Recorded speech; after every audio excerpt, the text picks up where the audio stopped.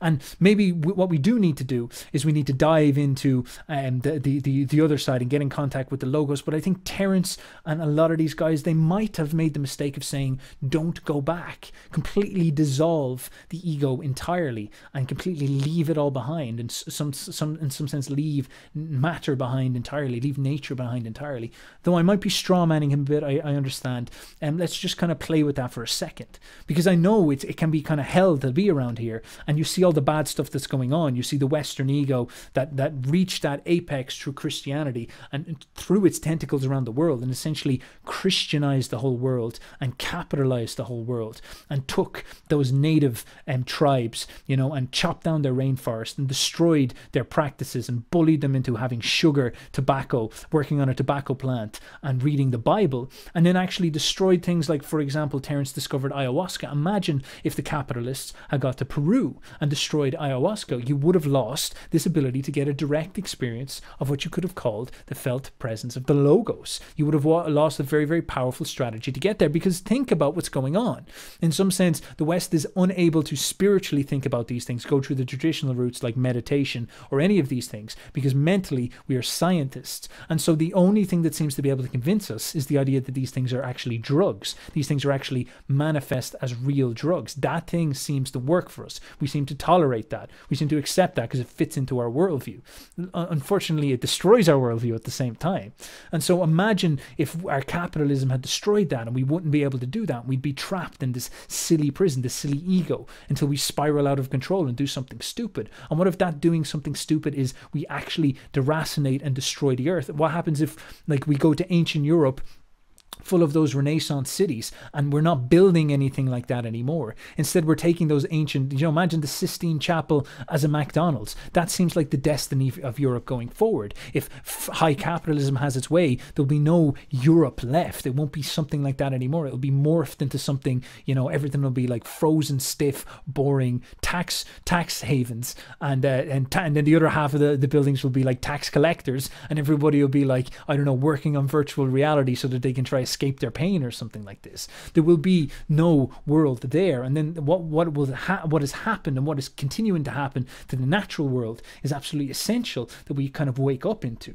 But at the same time, you want to make sure that you don't destroy your ego entirely and become mute and incompetent and dead. You want to also have an ego, because you go and you visit the Lord and you get in touch with the logos of excellence inside heaven, up there outside the matrix, and then you kind of join back in and you come down and you, like the Renaissance guys, like the monkey, you try raise the standards. And I believe that this is the one problem that we might have, is that a lot of our understanding of raising standards is more about destroying everything and hoping that everything works out, and if we're just happy and nice enough, everything's going to be fine and there's going to be no problems. But of course there's other people in the world. We have President Z here, who's an absolute competent and genius and very, very smart and serious person who's looking to do well for his people, which he's absolutely entitled to do.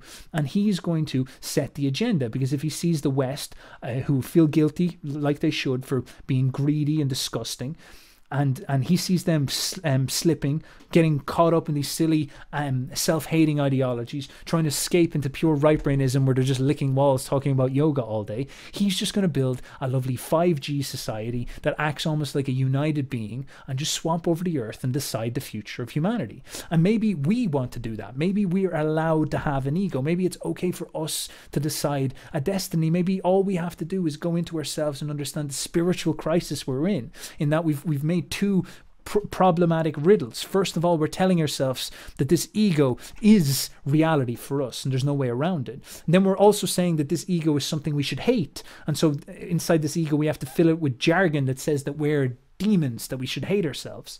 And then when we leave this ego with all our experiences with drugs, we refuse to believe that there is any logos at the center of it. We refuse to believe that there is something that can give us excellent standards that we can obey, because that's hard, because that makes our bellies hurt, because that makes our mind feel ashamed, because it makes us feel not good enough. But that is not the point. The point is that you leave this stuff and humbly come in contact with something glorious and profound and higher, and it will lift you up, and it will lift the whole world up along with you.